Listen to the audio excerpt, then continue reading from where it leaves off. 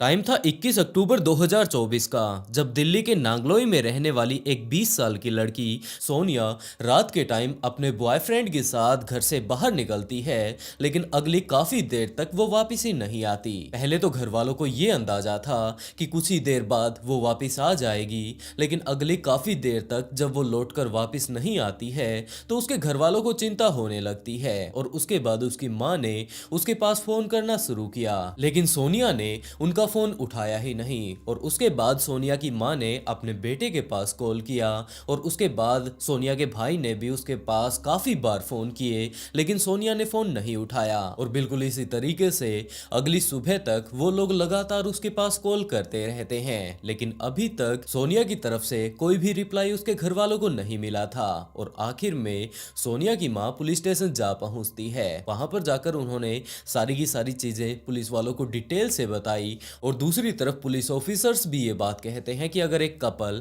कहीं पर घूमने के लिए चला गया है तो आप लोगों को इतनी ज्यादा परेशानी क्यों हो रही है। आप लोग ज्यादा चिंता ना करें, बहुत जल्द वो लोग वापस आ जाएंगे। और उसके बाद सोनिया की माँ वापस घर पर आ जाती है। लेकिन अगले दिन भी जब सोनिया वापस नहीं आई तो उसके भाई ने काफी सारे फोन सोनिया के पास किए और आखिर में एक कॉल सोनिया के बॉयफ्रेंड संजू ने उठा भी लिया। और उसके बाद सोनिया का भाई संजू से बातें करने लगता है कि उसकी बहन कहां पर है, रात को वो घर से निकल कर गई थी, अभी तक वो वापस नहीं आई है, वो इतनी देर से फोन क्यों नहीं उठा रही है, और सबसे बड़ी बात अभी तक वो वापस घर पर क्यों नहीं आई है। तो सोनिया के बॉयफ्रेंड संजू ने ये बात कही कि सोनिया उनसे बातें नहीं करना चाहती, वो उनसे नाराज है और उसका अभी मूड ठीक नहीं है। लेकिन दूसरी तरफ इस टाइम सोनिया का भाई बहुत ज्यादा घबरा चुका था, क्योंकि जब वो संजू से बातें कर रहा था तो पीछे से काफी सारे लड़कों की आवाज इस टाइम आ रही थी, जो कि आपस में ये बात कर रहे थे कि गड्ढे को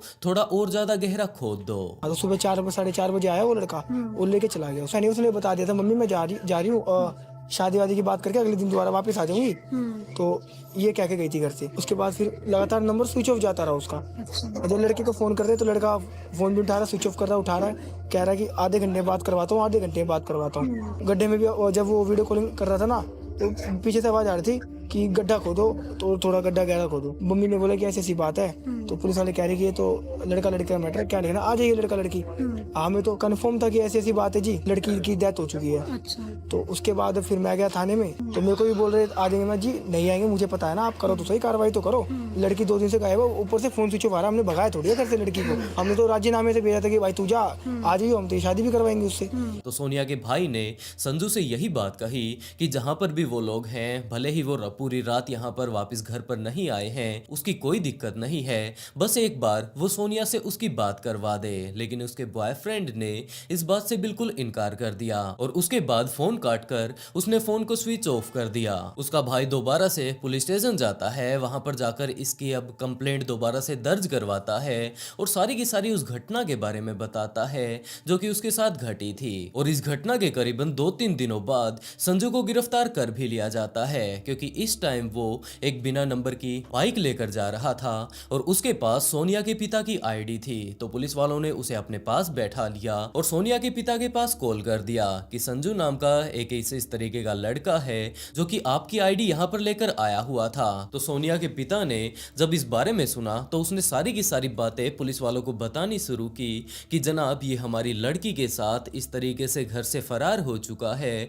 और हम लोग इसे लगभग पिछले 2-3 दिनों से ढूंढ रहे हैं, पता नहीं ये हमारी लड़की को कहां पर लेकर चला गया है। और उसके बाद जिन पुलिस वालों ने उसे पकड़ा था वो लोग उसे दिल्ली ले आते हैं। इस टाइम ये पुलिस की हिरासत में था, तो सोनिया का पूरा ही परिवार पुलिस स्टेशन जा पहुंचता है और वहां पर जाकर संजू से पूछताछ करने लगता है। पहले तो संजू ये बात कहता है कि वो बिल्कुल ठीक ठाक है, आप लोगों को चिंता करने की जरूरत नहीं है, जहां पर मैंने उसे छोड़ा था वो बड़े ही आराम से वहां पर रह रही है। लेकिन दूसरी तरफ सोनिया के भाई को इस टाइम विश्वास हो चुका था कि जरूर इस व्यक्ति ने उसकी बहन के साथ कुछ ना कुछ गलत किया है, क्योंकि उसके पीछे से जो वो आवाजें आ रही थी उस टाइम जब उसने उसके पास कॉल कर रखा था वो काफी ज्यादा अजीब थी। फिर बाद में ये कंप्लेंट तो दर्ज करनी थी, तो करने के बाद अगले दिन वो लड़का पकड़ा गया वहाँ पे पश्चिम बिहार, यहाँ से 1-2 किलोमीटर दूरी पे है। एक लड़का था, उसके साथ उसके नंबर प्लेट नहीं थी उसके बाइक पे, संजू नाम से, वहाँ पे भी उसने अपना नाम संजू बताया। आप लोगों को पता था कि वो संजू नहीं है, सलीम है? ये नहीं जैसे पता आप था। बता रहे कि वो आपके घर के साथ ही रहते, तो आपको नहीं पता था कि वो कौन सी कम्युनिटी से हैं? नहीं, ये नहीं पता था। पापा की आईडी उसके पास थी, बुलाया गया। तो बुलाने के बाद फिर आपके जानकार में संजू मैनल जी, ये 3 दिन से ना ये लड़की लेके गायब है, अभी तक कोई इन्फॉर्मेशन नहीं दे रहा। बोला ठीक है, इसको पकड़ रखा, आप आ जाओ थाने से। फिर उस लड़के को उठा के यहाँ पे लेके आए। अच्छा। फिर से पूछताछ करी तो ये कह रहे कि कल 2 बजे 12 बजे मैं ले आऊँगा लड़की को, रोहतक में जिंदा है, खाने पीने टाइम से मिल रहा है। तो हमने बोला भाई हाथ जोड़ रहे हैं, बता दे लड़की जिंदा है, मर गई, हम यहाँ से चुपचाप चले जाएंगे उठ के। कुछ नहीं बताया। फिर हमने पुलिस वाले पे प्रेशर डाला कि ये लड़की खत्म हो चुकी है जी, आप कुछ भी कर लो, पूछताछ करो बढ़िया तरीके से। और जब पुलिस वालों ने संजू के ऊपर दबाव बनाना शुरू किया तो संजू ने एक काफी ज्यादा खौफनाक कहानी पुलिस वालों के सामने रखी, जिसे कि सुनकर सोनिया के परिवार वालों का बुरा हाल हो जाता है। संजू ने बताया कि उसने सोनिया का मर्डर कर दिया है और इसी इन्वेस्टिगेशन के दौरान ये भी पता चलता है कि इसका असली नाम संजू नहीं जबकि सलीम है। इन दोनों की मुलाकात इंस्टाग्राम पर हुई थी क्योंकि काफी दिनों पहले से ही सोनिया इंस्टाग्राम पर रील डाला करती थी। एक दिन ऐसा आया जब इसने उसकी रील को देख लिया, उसके बाद वो उसके पास मैसेज कर देता है। सोनिया भी इसके मैसेज का रिप्लाई करती है और इनकी बातें आगे बढ़ने लगती है। धीरे धीरे कर जैसे जैसे टाइम बीतता है तो ये एक दूसरे के बहुत ज्यादा नजदीक आ जाते हैं और उसके बाद ये लोग पर्सनली भी मिलने लगे थे और इन्हीं मुलाकातों के बीच ये लोग फिजिकल रिलेशन भी बना लेते हैं। और इस टाइम अगर देखा जाए तो सोनिया प्रेग्नेंट थी। सोनिया जैसे ही प्रेग्नेंट हो जाती है तो वो संजू से या फिर हम लोग कहें सलीम से ये बात कहती है कि अब उन्हें शादी कर लेनी चाहिए। सोनिया ने ये बात अपने घर वालों को बता रखी थी कि उसका एक बॉयफ्रेंड है। उसके भाई ने बताया कि जहां तक कि सोनिया को पता था ये लड़का जाटो का था और वो नॉर्मली भी अपने बारे में ज्यादातर बातें सोनिया से छिपाया करता था। सोनिया जब भी उससे मिला करती थी वो ये बात कहा करती थी कि अब तो हम लोग एक दूसरे के बहुत ज्यादा नजदीक आ चुके हैं तो हमें एक दूसरे के बारे में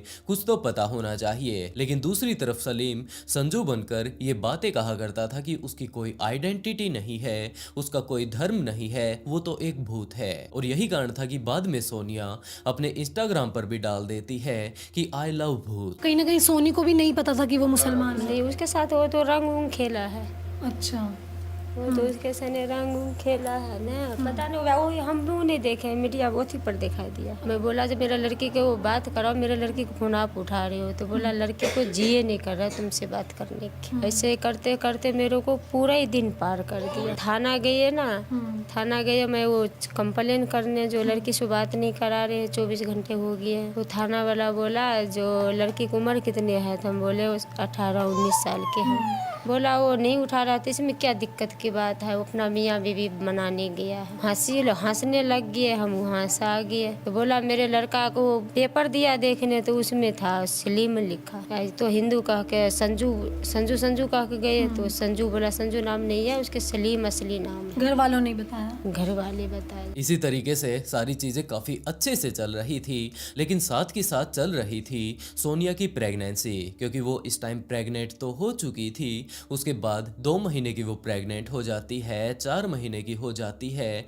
और जब वो 7 महीने की प्रेग्नेंट हो चुकी थी तो वो जाकर संजू से ये बात कहती है कि उन्हें अब शादी कर लेनी चाहिए। वो 7 महीने की प्रेग्नेंट हो चुकी है, अपने घर वालों को वो क्या बताएगी। लेकिन दूसरी तरफ सलीम अब उससे दूर होने लगा था, वो इससे शादी नहीं करना चाहता था और यही कारण था कि ये अब इसे ज्यादातर इग्नोर ही किया करता था। लेकिन सोनिया इस टाइम प्रेग्नेंट हो चुकी थी, वो अपने घर वालों को क्या बताती, जिसके चलते वो सलीम के ऊपर दबाव बनाने लगती है कि हमें जल्द से जल्द शादी कर लेनी चाहिए। लेकिन सलीम जब उसे साफ इनकार कर देता है इस चीज के लिए तो सोनिया को ही ये बात लगने लगती है कि जरूर उसके अंदर ही कोई ना कोई कमी है और यही कारण है कि संजू अब उससे प्यार नहीं कर रहा है। लेकिन शायद उसे इस बारे में कोई अंदाजा नहीं था जिसे कि वो संजू समझ रही है वो असल में सलीम है। और उसके बाद टाइम आता है करवा चौथ का और वो संजू को खुश करने के लिए उसके लिए करवा चौथ का व्रत करती है और उसके बाद उसे फोन करके ये बात कहती है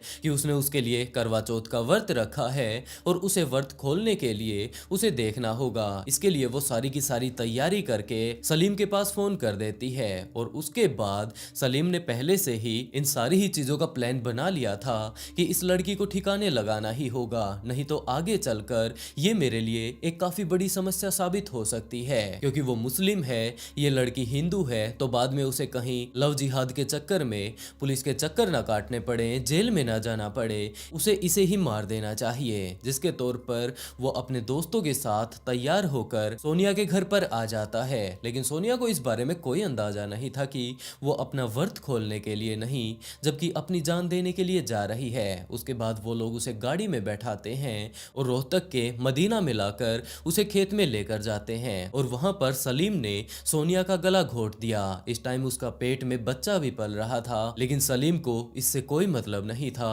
और उसने अपनी प्रेमिका के साथ साथ अपने नवजात शिशु को भी मार डाला। उसके बाद वो लोग वहीं पर खड्डा खोदने लगते हैं और इसी टाइम सोनिया के भाई ने सोनिया के पास कॉल किया था और सलीम ने फोन उस टाइम उठा लिया था जब उसके दोस्त पीछे खड्डा खोद रहे थे। तो वो लोग आपस में ये बात बोल रहे थे कि खड्डे को और ज्यादा उन्हें गहरा करना होगा और उसी टाइम सलीम सोनिया के भाई से बातें कर रहा था। ये सारी ही चीजें जब पुलिस ऑफिसर्स को पता चलती हैं तो वो लोग सलीम को गिरफ्तार कर लेते हैं और अभी भी उसके ऊपर केस चल रहा है। वैसे दोस्तों, आप लोग इस केस के बारे में क्या कहना चाहेंगे? सोनिया जो कि अपने प्रेमी से बहुत ज्यादा प्यार किया करती थी, लेकिन उसे इस बारे में कोई अंदाजा नहीं था कि उसका प्रेमी संजू नहीं जबकि सलीम है। वो नाम बदलकर, अपना पूरा का पूरा हुलिया बदलकर, कभी कभार अपने माथे पर तिलक लगाकर, हाथ में कड़ा पहनकर अपने आप को हिंदू दिखाने की कोशिश कर रहा था। और सोनिया के घर वालों का यही कहना है कि उनकी बेटी लव जिहाद का शिकार हुई है। वैसे दोस्तों, आप लोग इस केस के बारे में क्या सोचते हैं? सलीम ने अपनी ना तो प्रेमिका के बारे में सोचा और ना ही उसके पेट में पल रहे उसके एक प्यारे से बच्चे के बारे में। इस व्यक्ति को आखिरकार क्या सजा मिलनी चाहिए? हम लोग पिछले काफी दिनों से इसी तरीके के काफी सारे केसेस देखते आ रहे हैं, लेकिन उसके बाद भी बहुत सारी लड़कियां ऐसी मौजूद हैं जो कि इस तरीके से प्यार के चक्कर में पड़ जाती हैं और उसके बाद अपनी जान गंवा देती हैं। तो मैं पहले भी काफी बार बोल चुका हूं कि लड़कियों को थोड़ा सोच समझ कर प्यार करना चाहिए। अगर वो प्यार के चक्कर में फंस ही रही हैं तो उन्हें पहले इस बारे में जान लेना चाहिए कि जिससे वो लोग प्यार करते हैं आखिरकार वो कौन है, उसका परिवार कौन है, उसका बैकग्राउंड क्या है, क्योंकि वो अपनी पूरी ही जिंदगी सामने वालों के हाथों में दे रही है। टाइम था 12 नवंबर 2022 का, जब दिल्ली के ग्रेटर नोएडा में एक परिवार सुबह सुबह जब उठता है तो पूरे ही घर में अचानक से कोहराम मच जाता है, क्योंकि इस घर की 27 साल की लड़की पायल भाटी अपनी जान गंवा चुकी थी। ये बात उनके परिवार वालों के लिए काफी ज्यादा हैरान कर देने वाली थी, क्योंकि पायल रात को तो अपने परिवार वालों के साथ आराम से बैठकर खाना खाती है, लेकिन उसके बाद पता नहीं ऐसा क्या हो गया जब उनके परिवार वाले आराम से सो चुके थे और अब जब उन लोगों की नींद खुली थी तो उन्होंने डायरेक्टली ये चीज पाई थी कि पायल ने तो अपनी जान गंवा दी है। उसके चेहरे पर जलने के काफी सारे निशान मौजूद थे। तो वो लोग उस क्राइम सीन के साथ बिल्कुल भी छेड़खानी नहीं करना चाहते थे और उन लोगों ने तुरंत पुलिस वालों के पास कॉल कर दिया। पुलिस ऑफिसर्स यहाँ पर आ भी पहुंचते हैं और यहाँ पर आने के बाद अपनी इन्वेस्टिगेशन में पुलिस ऑफिसर्स ने पाया कि इसने तो अपने ऊपर गर्म तेल की कढ़ाई को उड़ेल लिया है और यही कारण है कि इसका पूरा का पूरा फेस इस टाइम जल चुका है। इसके शरीर के काफी सारे और हिस्सों पर भी ये तेल गिरा है और वहां से भी इसका शरीर काफी बुरे तरीके से झुलस चुका है। इन्हीं सारी चीजों के बारे में अच्छे से इन्वेस्टिगेशन करते करते पुलिस ऑफिसर जब उस कमरे का मुआयना कर रहे थे तो उन्हें पता चलता है कि यहाँ पर एक नोट भी मौजूद है और आखिरी टाइम में ये लेटर पायल के द्वारा ही लिखा गया है। पुलिस ऑफिसर्स ने पायल की राइटिंग इस नोट के साथ मिला ली थी और ये कंफर्म हो चुका था कि ये नोट पायल के द्वारा ही लिखा गया है। और जब पुलिस वालों ने उस पूरे ही नोट को पढ़ा तो पूरा का पूरा केस पलट जाता है। ये बात अभी तक पुलिस ऑफिसर्स को लग रही थी कि जरूर इसके भाई ने ही, इसके परिवार वालों ने ही इसकी जान ली होगी, लेकिन उस नोट में बिल्कुल साफ साफ लिखा हुआ था कि रात के टाइम वो अपने किचन में कुछ बना रही थी। उसी टाइम वो जब नीचे बैठकर कुछ काम कर रही थी तो ऊपर रखी हुई गरम तेल की कढ़ाई उसके ऊपर आ गिरती है। उसने अचानक से ऊपर देखा और ऊपर देखते ही वो सारा का सारा तेल इसके फेस पर आ गिरता है। वैसे तो अब इसकी सगाई की भी बातें चल रही थी, लेकिन अब इसके साथ शादी कौन करेगा? इसकी तो मानो पूरी की पूरी जिंदगी ही बर्बाद हो चुकी है और यही कारण है कि वो अपनी जान इस तरीके से दे रही है। उसकी गर्दन पर एक चाकू का निशान भी लगा हुआ था और ये सारी ही चीजें देख लेने के बाद और जब पायल के भाई से बातें की जाती हैं तो उसने भी मना कर दिया कि जनाब हमें उन्हें ऐसा बिल्कुल भी नहीं पता कि वो रसोई में क्या कर रही थी। रसोई में जाकर देखा जाता है तो वहां पर सच में ही काफी सारा तेल जमीन पर बिखरा हुआ था। और इन सारी ही चीजों को देखते हुए पुलिस ऑफिसर्स अपनी जो कुछ भी और इन्वेस्टिगेशन हो सकती थी वो इन्वेस्टिगेशन कर लेने के बाद किसी भी ऐसे मोड़ पर नहीं पहुंचती है जिससे कि पुलिस ऑफिसर्स इस बात का अंदाजा लगा पाए कि यहाँ पर पायल की हत्या की गई है। और वैसे भी इसने खुद आखिरी टाइम में नोट लिख दिया है तो अपनी जान इसने खुद ही गंवाई होगी। इसी तरीके की बातें अभी तक चल रही थी।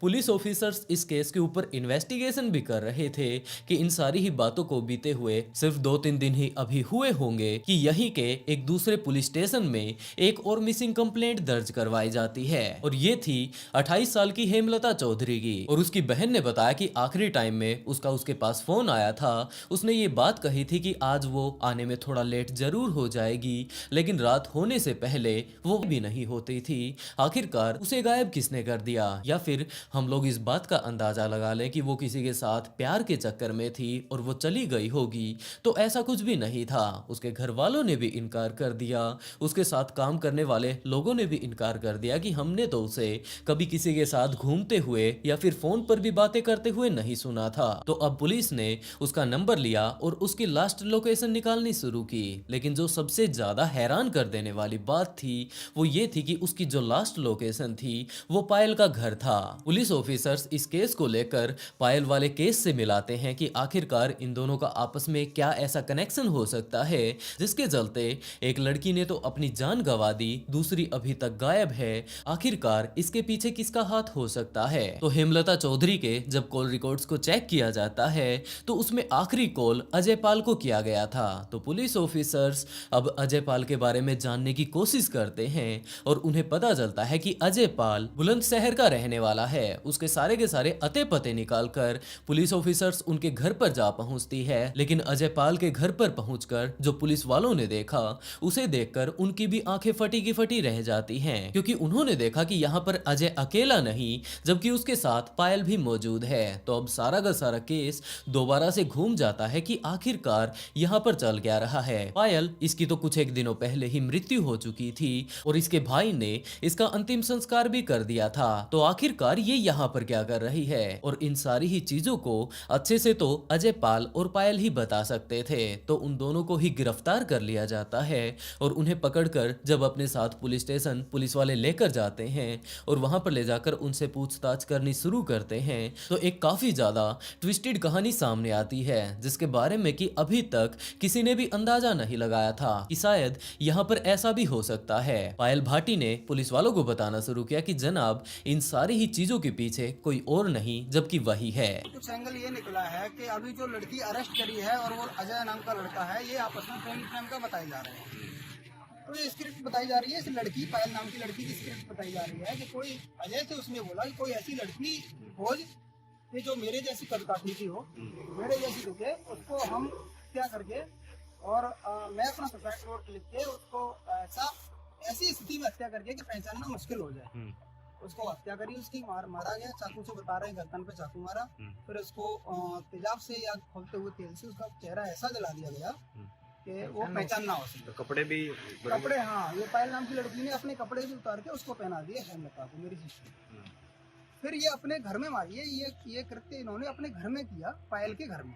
और उसने इस कांड को अंजाम इसलिए दिया है क्योंकि उसके माता पिता ने अपनी जान गंवा दी थी। दरअसल 1 साल पहले उसके भाई की शादी हुई थी और उस शादी के लिए उसके माता पिता ने काफी सारा कर्ज उठा लिया था, एक तो उनके रिश्तेदारों से और दूसरा बिचौलिए से। और अब वो लोग लगातार इनके ऊपर दबाव बना रहे थे कि जल्द से जल्द वो उनका पैसा लौटा दे, नहीं तो उनके साथ अच्छा नहीं होगा। और यही कारण था कि लगातार जब उसके माता पिता के ऊपर प्रेशर बनता जा रहा था तो उन लोगों ने अपनी जान गंवा दी। इस हादसे से पायल कभी भी नहीं उभर पाई। इस बात का दुख उसके भाई को भी था, लेकिन जो बिचौलिया था और उनके जो वो रिश्तेदार थे जिन्होंने कि उनके माता पिता के ऊपर दबाव बनाया था, उन्हें इस बात से कोई भी फर्क नहीं पड़ता था। पहले तो उन्होंने ये बात बोलकर पैसे दे दिए थे कि आप लोग आराम से हमारे पैसे चुका दीजिएगा, लेकिन शादी होने के करीबन 2 से 3 महीने बाद ही उन्होंने काफी ज्यादा दबाव दबाव इन लोगों के ऊपर बनाना शुरू कर दिया और यही कारण है कि उनके दबाव के कारण उनके माता पिता को अपनी जान गंवानी पड़ी। और अब इस बात को लेकर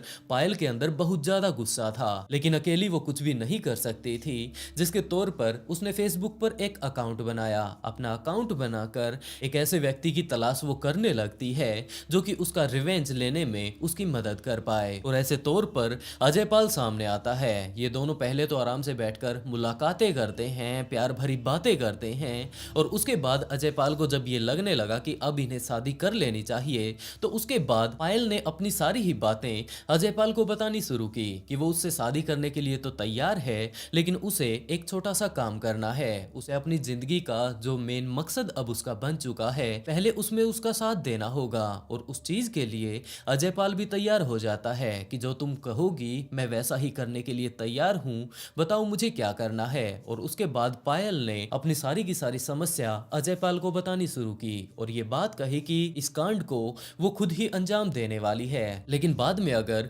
पुलिस इन्वेस्टिगेशन करती है तो इसे पकड़ लेगी और इसके तौर पर सबसे पहले वो खुद ही अपनी जान गंवाना चाहती है और इन सारी ही चीजों में वो उसकी मदद कर दे। इस बात को लेकर अजय पाल बहुत ज्यादा निराश हो जाता है कि मैं तुमसे प्यार करता हूँ, तुम अपनी जान अगर गंवा दोगी तो आगे चलकर मेरा क्या होगा। और इसी टाइम पायल ने अपना असली प्लान अजय को बताया। उसने बताया कि अगर वो अभी जाकर डायरेक्टली उन सभी लोगों से बदला ले लेती है, उन्हें जान से मार डालती है, तो पुलिस वाले उसे आकर जरूर पकड़ लेंगे। अगर वो अपनी जान गंवा देती है उसके बाद तो कोई उसके ऊपर शक कर ही नहीं पाएगा कि इस तरीके से पहले तो उसने अपनी जान गंवा दी और अब इन लोगों की मौत के पीछे भी वही है, तो उसके ऊपर कोई शक ना करे इसके लिए उसे खुद ही मरना होगा। और वो खुद तो मरने वाली नहीं है, जबकि वो उसके लिए एक ऐसी लड़की का इंतजाम करे जो कि बिल्कुल उसी की तरह दिखती हो, उसी की जितनी उसकी हाइट हो, वेट हो और शरीर के तौर पर भी वो उसके लगभग सेम ही हो।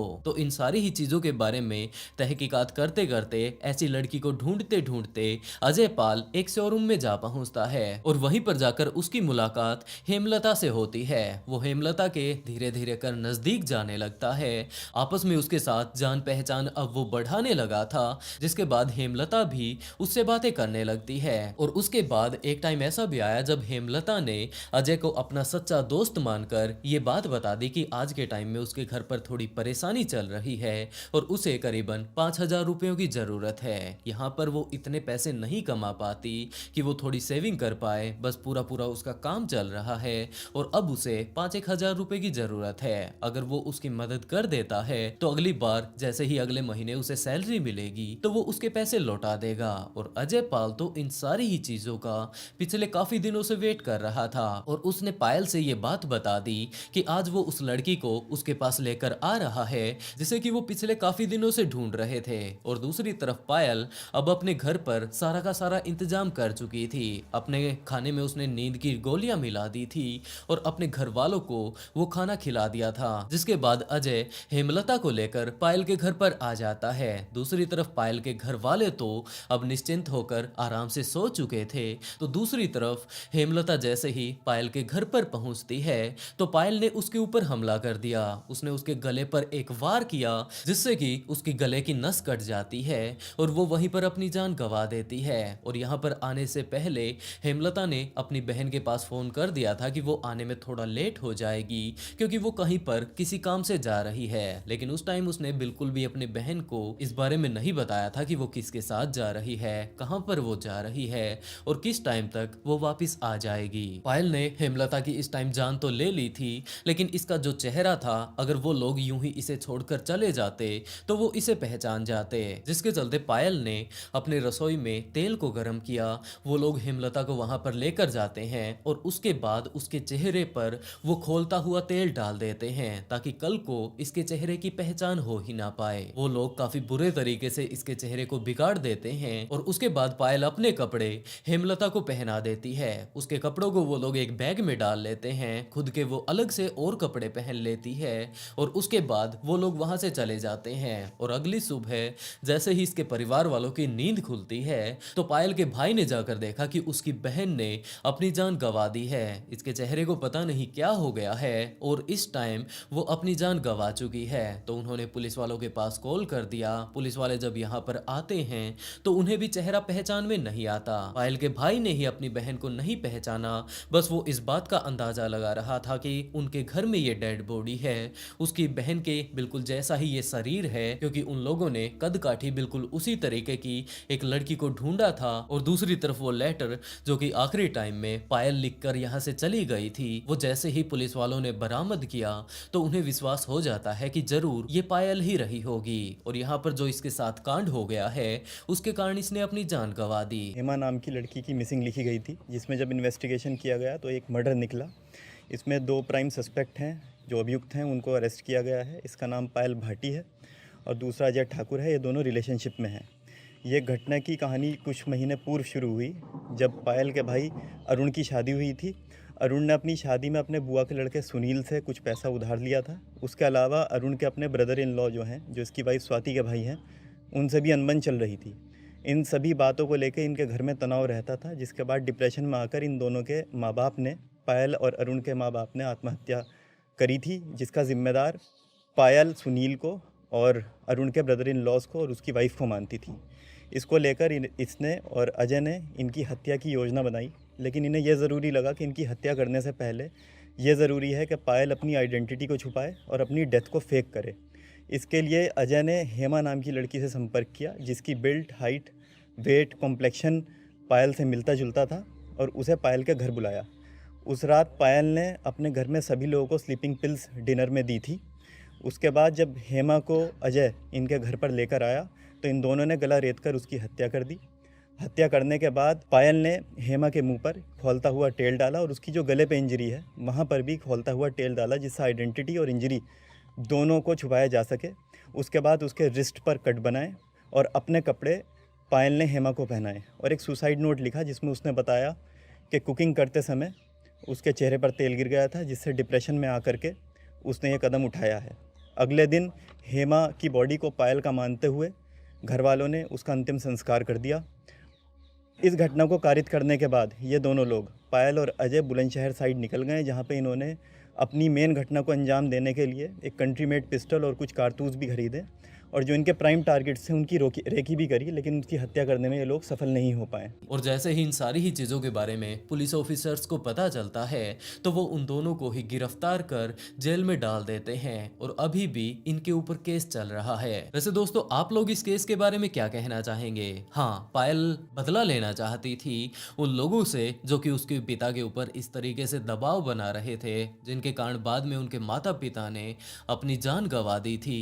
लेकिन इन सारी ही चीजों के चक्कर में बेचारी हेमलता की क्या गलती थी? वो तो अपने हर रोज काम पर जाया करती थी, उसे किसी से कोई मतलब नहीं था, लेकिन फिर भी ये लोग उसे अपना शिकार बना लेते हैं। आप लोग इस केस के बारे में क्या सोचते हैं? अपनी राय कमेंट बॉक्स में जरूर बताइएगा। और इसके अलावा पायल और क्या कर सकती थी इस तरीके का बदला लेने के अलावा, जिसमें कि अब वो हमेशा हमेशा के लिए जेल में जाने वाली है। साथ के साथ उसका प्रेमी अजय पाल भी जेल में जाएगा। क्या उन लोगों के पास और कोई रास्ता नहीं था? खून के बदला खून, परिवार वजह से हमारा फैला है, ऐसा चाहिए। सबर सबर सबर, कितना सबर करें? जितने लोग हैं क्या करें, लगा लिया टोपी पहन। जब ये घटना हुआ तो उस टाइम मैं मंदिर गया था, वहाँ और वानी धाम है।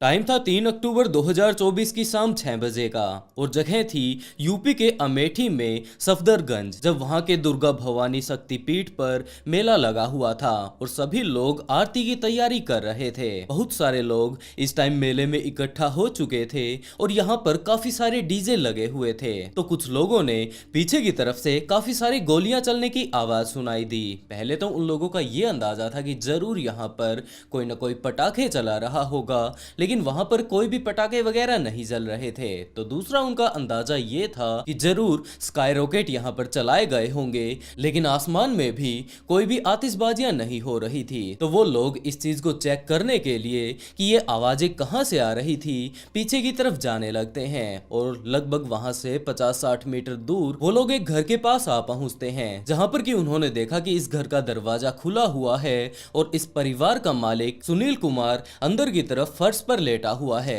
तो कुछ एक लोग आगे बढ़ते हैं और जब उन्होंने घर के अंदर का नजारा देखा तो मानो उनके पांव तले से जमीन खिसक गई हो, क्योंकि इस घर के अंदर बिल्कुल इसी तरीके से इसके परिवार के बाकी बचे हुए सदस्य भी इस टाइम जमीन पर पड़े हुए थे। उन सभी के शरीर से रक्त इस टाइम निकल रहा था और वो लोग जो कि यहाँ पर इस टाइम इकट्ठा हो रहे थे वो लोग तुरंत घर के अंदर जाते हैं, उन सारे ही लोगों को उठाकर वहां के पास के हॉस्पिटल में लेकर जाते हैं। तो डॉक्टर्स ने जब उन लोगों का इलाज करना शुरू किया तो पहली चेकिंग में ही डॉक्टर्स ने ये बात कह दी कि इन लोगों के तो प्राण निकल चुके हैं और इनका अब इलाज करने का कोई फायदा नहीं है। कुछ ही देर बाद इस परिवार के मालिक सुनील कुमार के पड़ोसियों को भी इस बारे में पता चल जाता है कि जो हमारे पड़ोस में यहाँ पर ये परिवार रहा करता था इनकी काफी ज्यादा बेरहमी से किसी ने जान ले ली है। तो ये खबर कुछ ही देर बाद वायरल हो जाती है। हर तरफ ये बात चल रही थी कि एक परिवार काफी अच्छे से यहाँ पर अपनी जिंदगी बिता रहा था, लेकिन पता नहीं कौन यहाँ पर आया, बड़े ही बेरहमी से इन चारों ही लोगों की उन्होंने जान ले ली। सारी ही चीजें उस टाइम सोशल मीडिया पर चल रही थी कि यहाँ पर एक काफी ज्यादा खुशहाल परिवार रहा करता था। परिवार का मालिक सुनील कुमार 34 साल का था, उसकी पत्नी पूनम भारती 32 साल की थी और इनकी दो प्यारी प्यारी छोटी छोटी बच्चियां भी थी। एक थी 6 साल की सृष्टि और दूसरी थी 2 साल की लाडो। और उस कातिल दरिंदे ने तो इन दो छोटी बच्चियों को भी नहीं छोड़ा। और जिस तरीके से ये सारी ही बातें सोशल मीडिया पर वायरल हो रही थी तो दूसरी तरफ पुलिस ऑफिसर्स भी यहाँ पर इन्वेस्टिगेशन करने के लिए आ चुके थे। इसके साथ साथ राजनीतिक दबाव भी पुलिस वालों के ऊपर पड़ रहा था, तो वो लोग इस केस को काफी ज्यादा सीरियस लेते हैं और इसके ऊपर इन्वेस्टिगेशन करने लगते हैं। और पुलिस वालों की इन्वेस्टिगेशन रंगत लाती भी है और पुलिस को पता चल जाता है कि यहाँ पर असल में हुआ क्या था, इन सारे ही लोगों का ये हाल कैसे हुआ है और इन सभी लोगों की जान लेने वाला कौन है। क्योंकि पुलिस ऑफिसर्स ने सुनील के घर वालों से इस टाइम पूछताछ कर ली थी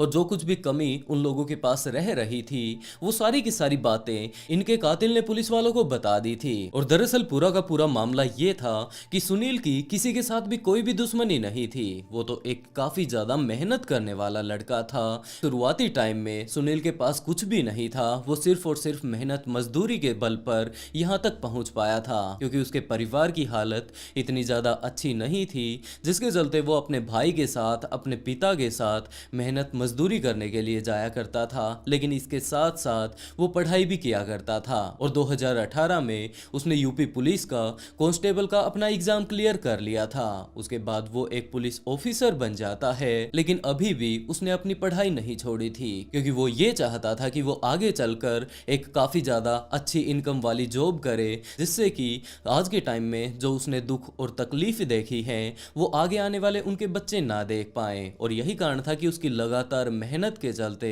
उसके टीचर का एक एग्जाम क्लियर हो जाता है और उसके बाद वो एक टीचर लग जाता है। अभी तक सुनील ने पूनम भारती नाम की एक लड़की से शादी कर ली थी और उनकी 2 बेटियां हो चुकी थी। और उसके बाद वो अमेठी में जाकर रहने लगता है, वहां पर काफी अच्छे से अपने परिवार के साथ ये टाइम बिता रहा था। इसको ये बात लग रही थी कि शायद अब तो इसके परिवार की, इसकी खुद की पर्सनल सारी की सारी दिक्कतें दूर हो चुकी हैं, क्योंकि इसके पास एक काफी अच्छी जॉब है, दूसरी उसकी पत्नी है और छोटे छोटे इसके 2 बच्चे भी हो चुके हैं। आखिरकार अब तो क्या परेशानी होने वाली है, अब तो हर रोज का बस यही काम है कि उसे अपनी जॉब पर जाना है और उसके बाद वापस आकर अपने परिवार को संभालना है। लेकिन उसे इस बात का बिल्कुल भी अंदाजा नहीं था कि जब वो अपनी जॉब पर चला जाता है तो इनके यहाँ पर पड़ोस में रहने वाला एक चंदन वर्मा नाम का लड़का पीछे से इनके घर पर आ जाता है। पहले तो वो नॉर्मली किसी न किसी काम के लिए आया करता था, लेकिन धीरे धीरे जैसे जैसे टाइम बीतता है तो वो पूनम भारती के बहुत ज्यादा नजदीक आ जाता है। अब ये दोनों ही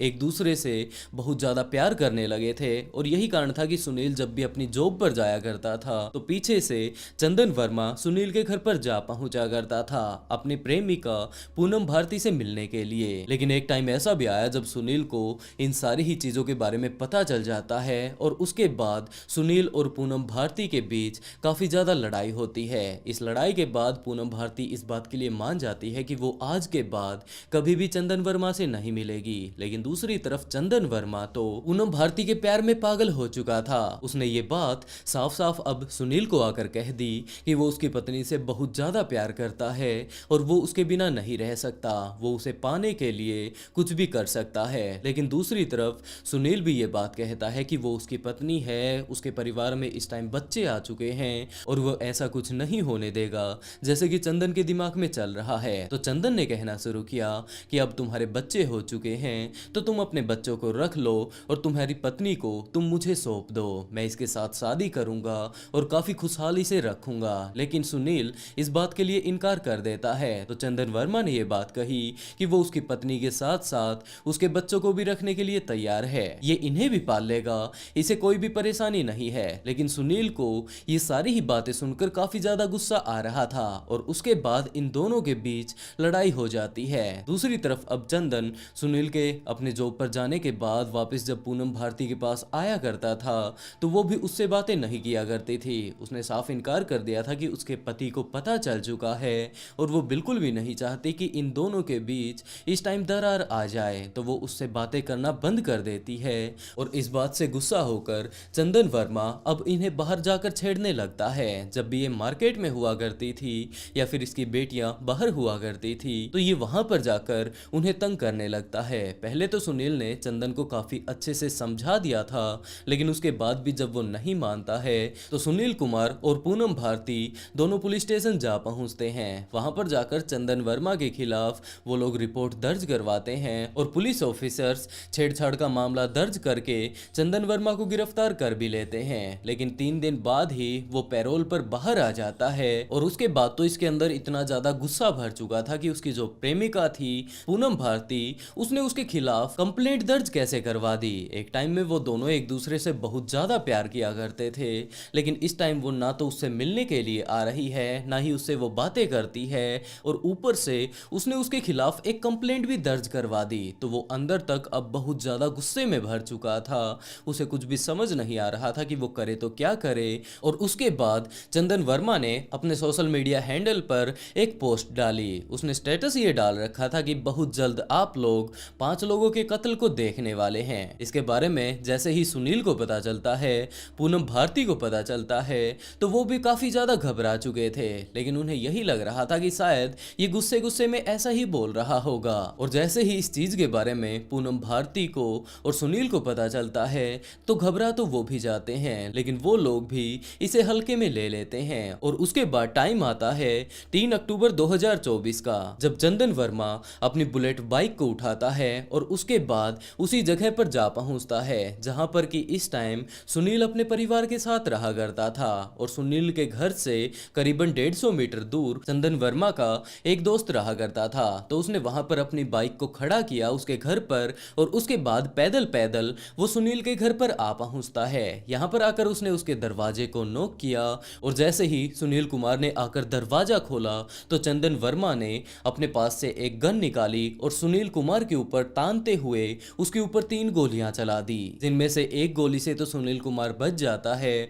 लेकिन बाकी 2 गोलियां उसके सीने में जा लगती हैं। इस टाइम सुनील का पूरा ही परिवार घर पर मौजूद था, तो उसने सामने ही देखा कि पूनम भारती भी खड़ी हुई है, तो उसने 3 गोलियां उसके ऊपर भी चलाना शुरू कर दिया और तीनों की तीनों गोलियां पूनम भारती को जाकर लग जाती हैं। इस टाइम उनकी छोटी बेटी लाडो वहीं आंगन में खेल रही थी, तो उसने उस छोटी बच्ची का भी परहेज नहीं किया, जबकि उसे भी गोली मार दी। इस टाइम इन सारे ही हरकतों को देखते हुए सृष्टि भी वहीं पर मौजूद थी, तो वो अपने आप को बचाने के लिए सीढ़ियों की तरफ भागने लगती है, लेकिन पीछे से एक गोली और चलाई जाती है जो कि सीधी जाकर सृष्टि को लगती है और सृष्टि ने भी वहीं पर अपनी जान गंवा दी। ये सारा ही कांड यहाँ पर जैसे ही हो चुका था तो एक गोली और चलाई जाती है और वो गोली चंदन वर्मा ने खुद के ऊपर चलाई थी, लेकिन इतनी हिम्मत उसकी नहीं थी कि वो अपने आप को अच्छे से मार पाता और यही कारण था कि उसकी ये वाली गोली मिस हो जाती है। और यही वो टाइम था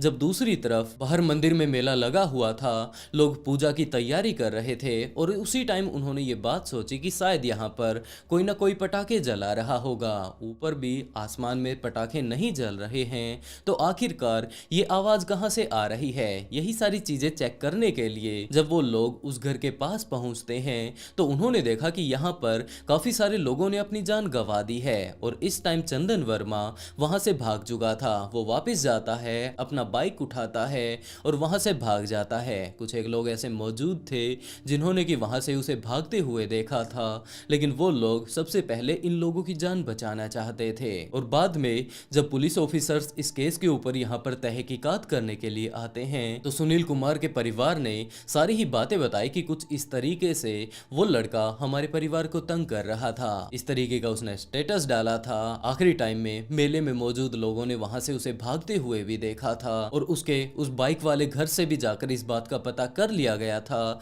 कि यहाँ पर वो बाइक खड़ी करके गया था। तो ये सारी ही चीजें जैसे ही पुलिस ऑफिसर्स को पता चलती हैं, क्योंकि ऊपर से काफी ज्यादा दबाव इस टाइम पुलिस के ऊपर था, तो ज्यादा टाइम चंदन वर्मा को पकड़ने में नहीं लगता है और उसे पकड़कर पुलिस वाले अपने साथ लेकर जाने लगते हैं। लेकिन इस टाइम भी चंदन वर्मा भागने की कोशिश करता है और जो पुलिस ऑफिसर्स थे उनकी गन छीनकर वहां से जब वो भागने की कोशिश कर रहा था तो जवाबी फायरिंग में पुलिस ऑफिसर्स उसके पैर पर गोली चला देते हैं। उसके बाद वो नहीं भाग पाया और पुलिस वाले उसे अपने कब्जे में ले लेते हैं।